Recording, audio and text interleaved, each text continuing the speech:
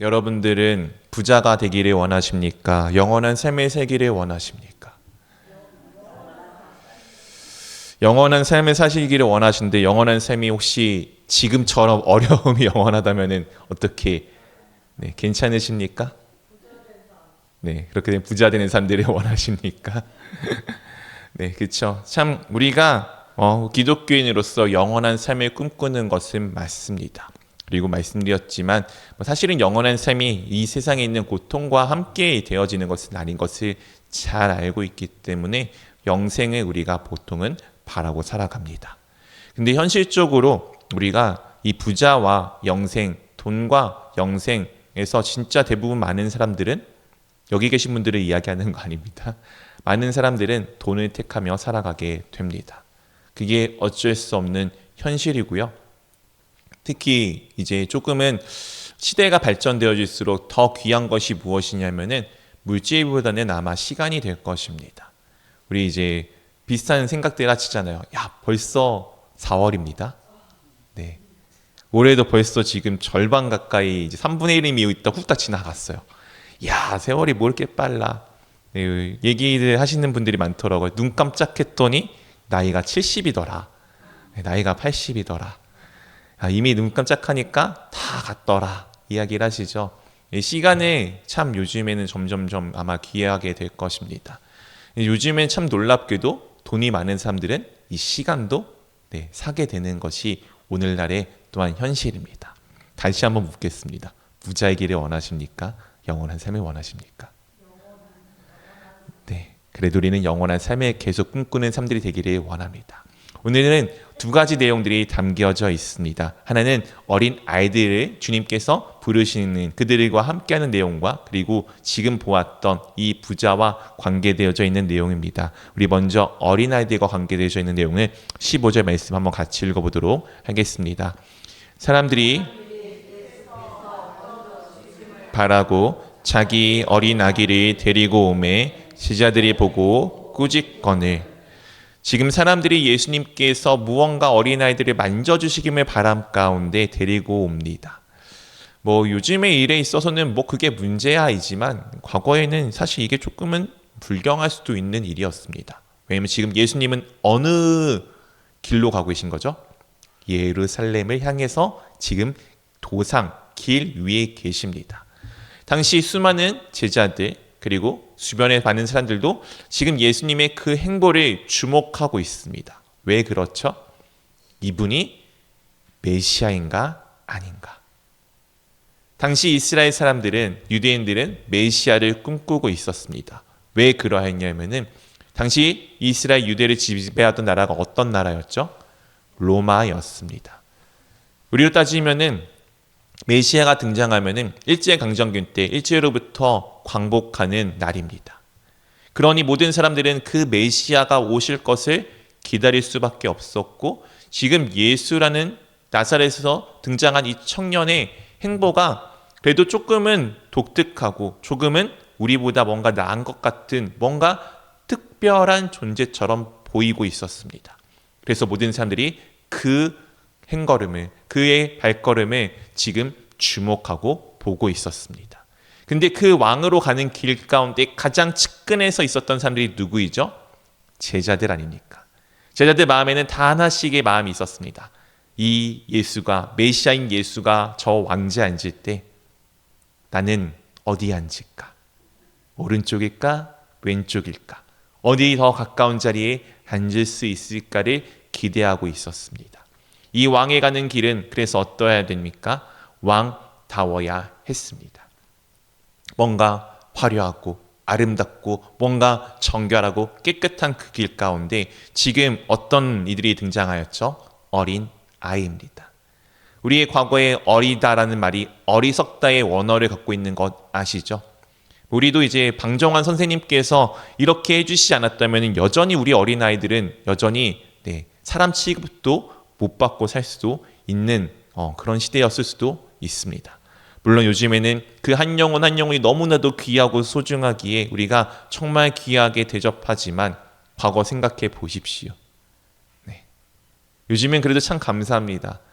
교회 학교도 그렇습니다. 옛날에는 저도 선생님 한 분에 우리 반 아이들이 6명, 7명, 8명, 9명 선생님한테서 뭔가 듣는 일보다는 선생님이 항상 하시는 말씀은 조용히 해. 조용히 해. 이게 제일 많았던 것 같은데 요즘에는 우리 교회 학교 애들도 그런데 선생님과 거의 1대1 아니면은 우리 선생님이 더 많을 때도 있습니다. 그만큼 다음 세대가 귀해진 세대이죠. 근데 이 당시는 그렇지는 않았을 것 아닙니까? 그러니 이 어린아이는 무언가 부족하고 무언가 방해되어지고 그리고 또 아마 주의 만지심을 바라고 왔기 때문에 이 아이들은 뭔가 또 어딘가 아플 수도 있고 뭔가 조금은 걸림돌이 될 수밖에 없는 존재라고 여겼던 것이 당시 제자들의 모습이었을 것입니다. 우리 삶에 살아가다 보면은 혹시 그런 것들로 여기는 것들이 있지는 않습니까?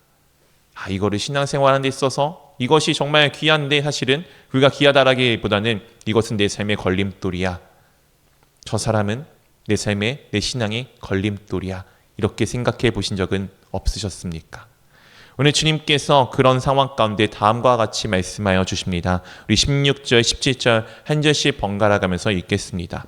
예수께서 그 어린아이들을 불러 가까이 하시고 이르시되 어린아이들이 내게 오는 것을 용납하고 금하지 말라. 하나님의 나라가 이런 자의 것이니라.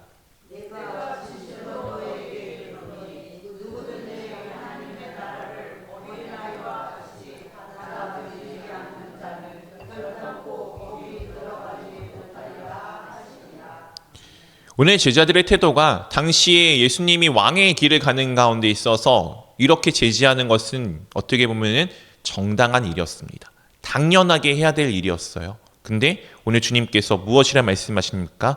어린아이들이 내게 오는 것을 용납하고 금하지 말라. 오히려 더 나아가서 누구든지 하나님의 나라를 이 어린아이들과 같이 무엇하지 않으면요, 받아들이지 않으면은 결단코 거기 들어갈 수 없다라고 말씀하십니다. 세상에 모두 다 무시하고 세상의 모든 것을 다 없이 하고 오히려 걸림돌이고 방해가 된다고 하는 그것들을 우리 주님께서는 존귀하게 여기셨습니다. 그 존귀하게 여김 받은 사람들이 지금 여기 모여 있습니다. 우리가 원래는 존귀하게 받을 존재가 아닙니다.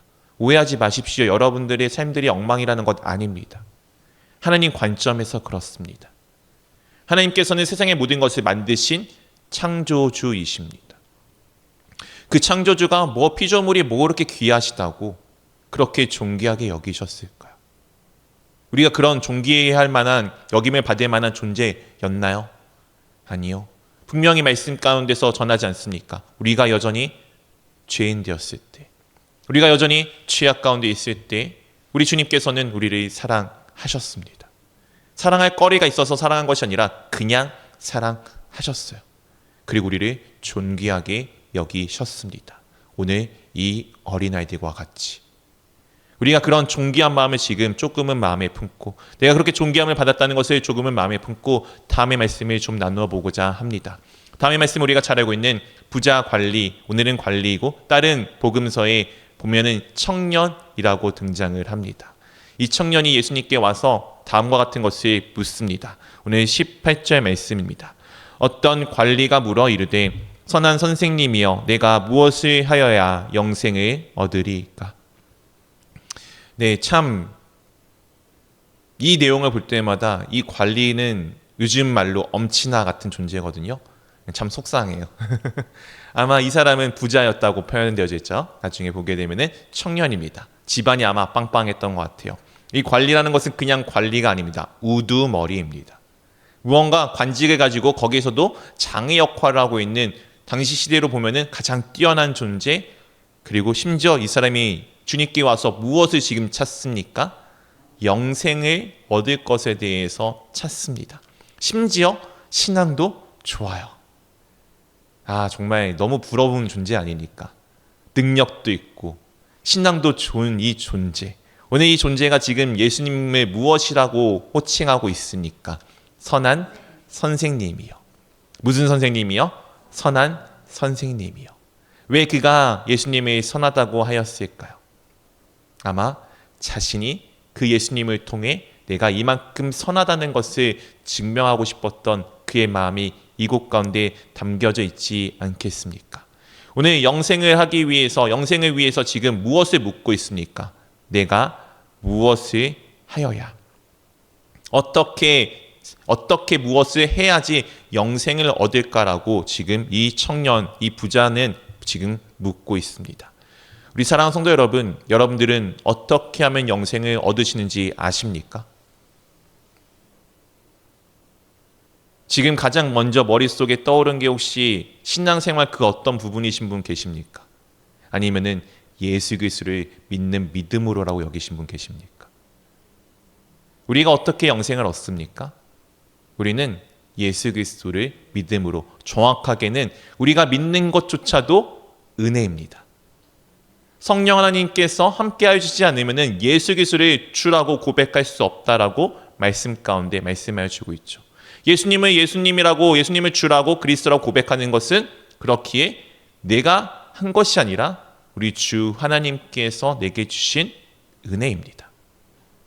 영생은 은혜로 얻는 거예요. 영생은 내가 열심히 노력해서 얻는 게 아닙니다. 우리 어렸을 때 그런 찬양 있지 않았습니까? 돈으로도 못 가요. 하나님 나라. 어떻게 간다고요? 오직 믿음으로 간다고요. 그 믿음을 누가 주셨다고요? 우리 주님께서. 근데 오늘 이 부자 관리 청년은 무엇을 지금 묻습니까? 내가 어떻게 해야지, 무엇을 해야지 영생을 얻습니까? 그리고 선한 선생님이요, 결국엔 자기가 누구인지를 밝히 보여주고 싶어하는 그의 마음이 조금은 보이지 않습니까? 그런 그에게 주님께서 다음과 같이 말씀하십니다. 19절 20절입니다. 예수께서 이르시되 내가 어찌하여 나를 선하다 일컫느냐? 하나님 한 분 외에는 선한 이가 없느니라.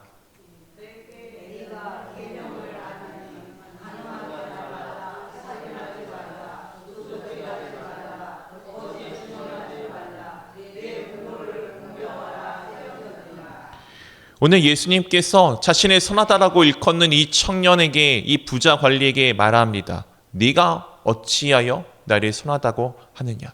그의 그 마음을 꿰뚫어 보신 거죠. 자기가 선하다고 이야기하면은 자기가 선한 사람이 될 것 같아서 이야기했던 그 부자 관리의 마음을 꿰뚫고서 무엇이라 말씀하십니까? 하나님 한 분 외에는 선한 이가 없느니라. 예수님께서 오늘 말씀을 통해서 나는 선하지 않다라는 것을 이야기하신 것 아닙니다. 하나님 한 분만이, 그리고 하나님이신 예수님도 선한 것을 말씀하시는 것이죠. 선한 것이 누구입니까? 나입니까? 아닙니다. 우리 주님이십니다. 근데 우리는 그것을 정말 많이 잊어버리고 살 때가 많이 있습니다. 우리가 무언가 논쟁할 때 항상 나오는 내용이 무엇입니까? 내가 옳고 내가 바르고 내가 선하기 때문이야 라는 전제로 상대방에 대한 이야기를 하지 않습니까? 우리가 왜 다툼을 합니까? 내가 옳기 때문 아닙니까? 내가 선하기 때문 아닙니까? 근데 오늘 주님께서 무엇이라 말씀하시죠? 선한 분은 하나님 한 분뿐이라고 말씀하십니다. 그리고 놀랍게도 이 관리에게 10계명의 계명 중에서 이제 사랑과 관계되어져 있는 계명만을 말씀하십니다. 10계명은 아시다시피 앞에 하나님과 관계되어져 있는 계명과 그리고 뒤에는 사랑과 관계되어져 있는 계명을 말씀하시죠. 오늘 이 사람에게 예수님께서 하나님과 관계되는 계명은 말씀하지 아니하시고 오직 사랑과의 관계에 되어져 있는 계명만을 말씀하여 주십니다. 그 이유는 왜 그런지 우리가 차근차근 말씀을 통해 보기를 원합니다.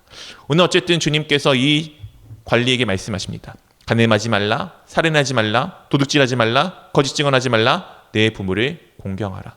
그러자 이 청년이 다음과 같이 대답합니다. 21절 말씀입니다. 여짜오되 이것은 내가 어려서부터 다 지키었나이다. 이 말은 진짜일까요? 거짓일까요? 이 말은 진짜입니다. 관리잖아요. 당시에 관리가 된다는 것은 아무나 시키는 일이 아닙니다. 율법적으로 온전하고 완전한 존재들이나 할 수 있는 일이었어요. 즉 이 말씀, 오늘 주님께서 하신 말씀은 10계명입니다. 모든 율법의 가장 기초적인 그 계명을 관리가 되는 이 사람은 당연하게 어렸을 때부터 지켜왔을 것입니다. 오늘 말씀의 안타까움은 거기에 있습니다. 우리 사랑하는 성도 여러분, 여러분들은 신앙생활 잘하고 계십니까? 신앙생활 잘한다고 했을 때 내가 신앙생활 잘하고 있는 것의 기준을 보통은 어디에 두십니까? 오늘 수요 예배 나왔으니까, 새벽에도 나오니까 때때마다 기도하기도 하고요. 하나님의 말씀도 나는 이미 수백 번 넘어 하나요? 몇 번 봤습니다. 성경 통독하라고 하는 거 매해 따라서 해서 작년도 일독했고요. 올해도 지금 하고 있습니다. 열심히 봉사도 하고요. 제 맡은 바 최선을 다하고 있습니다. 보통 신앙생활을 잘한다라고 물어보면은 많은 분들이 이렇게 대답을 내어놓습니다. 오늘 이 청년의 대답과 같이 내가 신앙생활 잘하고 있어요. 뭐 하시길래요? 기도하고 있어요. 말씀 보고 있어요. 교회에서 뭐 해요? 저거 해요. 출석 다 해요. 오늘 진짜 안타까운 거는 이 청년이 이야기한 이 모든 것이 진짜이기 때문입니다. 그런 그에게 주님께서 다음과 같이 말씀하시고 이 청년의 반응이 다음과 같습니다. 22절, 23절 말씀 한 절씩 번갈아 가면서 읽겠습니다. 예수께서 이 말씀을 들으시고 이르시되 내가 아직도 한 가지 부족한 것이 있으니 내게 있는 것을 다 팔아 가난한 자들에게 나눠주라. 그리하면 하늘에서 내게 보화가 있으리라. 그리고 와서 나를 따르라 하시니.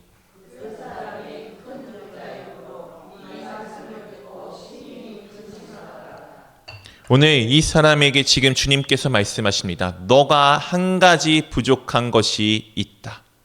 무엇이죠? 내게 있는 것을 다 팔아서 가난한 자들에게 나누어 주라. 그러면은 하늘에서 내게 보화가 있으리라. 그리고 나서 무엇하라고요? 나를 따르라. 근데 오늘 이 이야기를 들은 이 사람이 어떻게 하죠? 그 사람이 큰 부자임으로 이 말씀을 듣고 근심하기 시작합니다. 이 사람이 지금 예수님 앞에 무엇 때문에 왔습니까? 내가 영생을 어떻게 하면 얻습니까? 라고 묻기 위해서 왔습니다. 이 영생을 얻는다는 것은 유산을 받다라는 의미와 똑같습니다. 지금 이 사람은 청년일 것이고 부자이죠. 요즘에는 가끔씩 청년 부자들이 있지만 과거의 청년 부자들은 대부분 어떤 의미입니까? 집안이 부자였습니다. 상속을 받은 사람이에요. 이 사람으로 노력해서 부자가 된 것 아닙니다. 이 사람이 왜 관리가 될 수 있었습니까? 왜 바리새인처럼 그 율법을 지키며 살 수가 있었습니까? 그 집안이 그러하였기 때문이에요.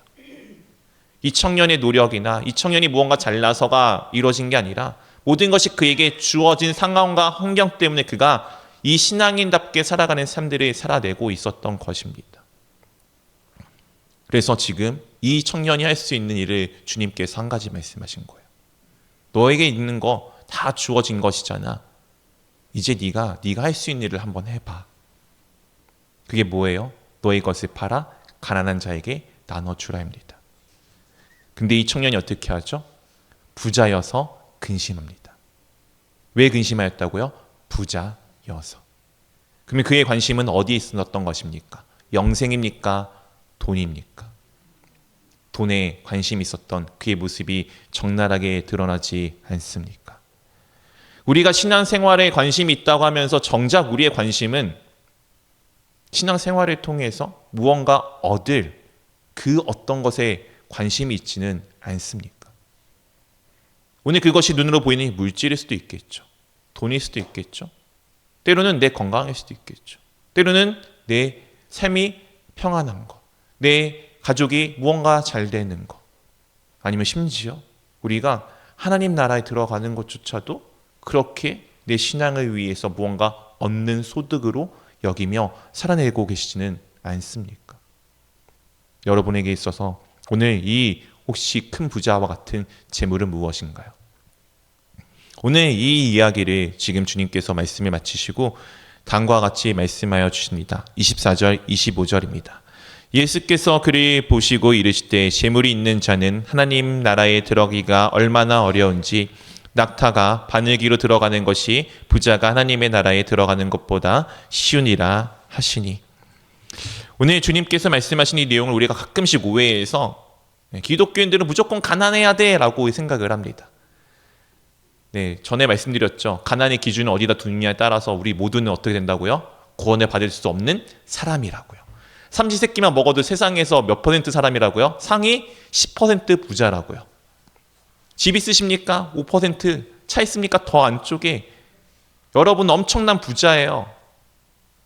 그럼 오늘 말씀은 우리는 다 구원을 못 받는다라는 내용으로 점 찍으면은 다 끝나는 거 아닙니까? 오늘의 내용은 그런 내용이 아닙니다. 재물이 있는 자는 무엇입니까? 아까 이 부자가 어디에 관심이 있었죠? 재물입니다. 영생에 있는 것처럼 이야기하지만 정작은 재물에 관심이 있었습니다. 즉 재물이 있는 자는 재물에 관심을 두는 사람이에요. 부자가 아니고 재물에 관심을 두는 사람입니다.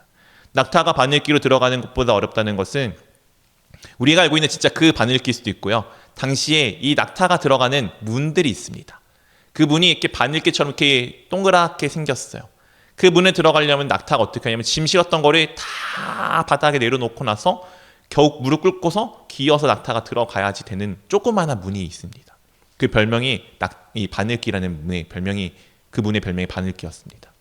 그만큼 그 감내 짐 다 내려놓고 낙타 기어서 들어가고 다시 짐 다 옮기고 하는 그것보다 더 어렵다, 불가능하거나 쉽지 않다라는 의미겠죠. 오늘 이 이야기를 듣는 제자들의 반응이 다음과 같습니다. 26절, 27절 말씀 한 절씩 번갈아 가면서 읽겠습니다. 듣는 자들이 이르되 그런즉 누가 구원을 얻을 수 있나이까?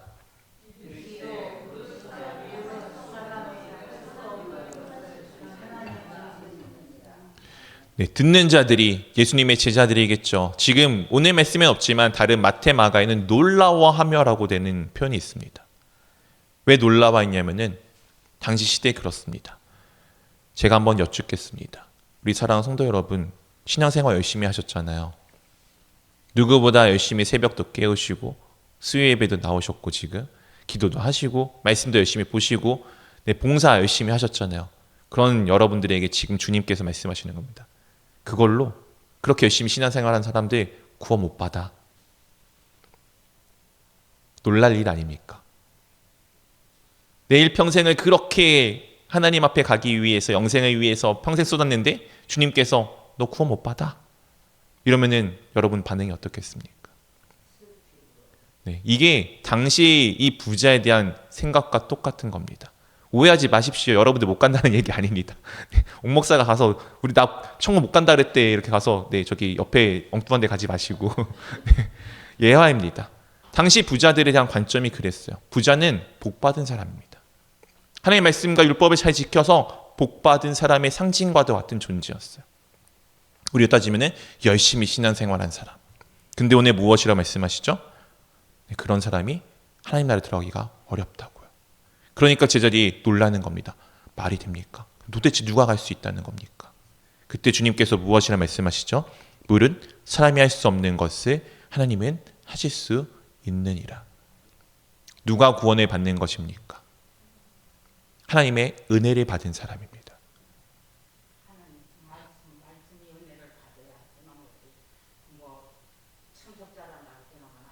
네, 맞습니다. 은혜를 받은 사람입니다. 다시 아까 말씀드렸죠. 초두에 누가 예수님을 주라고 고백한다고요? 성령 하나님의 감동된 사람만이. 여러분이 성령 하나님의 감동되어서 예수님을 예수님이라고 고백하는 것이 무엇이라고요? 은혜라고요. 우리는 그 은혜에 감사해서 오늘 예배 자리에 나오는 겁니다. 주님께서 나와 함께 하심에 감사하기 때문에 새벽을 깨워 기도하는 것입니다. 주님께서 나와 함께 하심에 내가 조금 더 주님을 알아가고 주님을 닮기를 원해서 말씀 보고 그 말씀을 살아내는 것입니다. 그것이 무엇인가 이루기 위한 목적이 아니고요. 그것이 다 이루어졌으니까 시작하는 것이 신앙생활입니다. 근데 우리는 보통은 반대로 정말 많이 생각하지 않습니까? 오늘 놀랍게도 베드로가 이렇게 지금 주님께 여쭙고 주님께서 대답하여 주십니다. 28절부터 30절까지 한 절씩 번갈아 가면서 읽겠습니다. 베드로가 여짜오되 보옵소서 우리가 우리의 것을 다 버리고 주를 따랐나이다.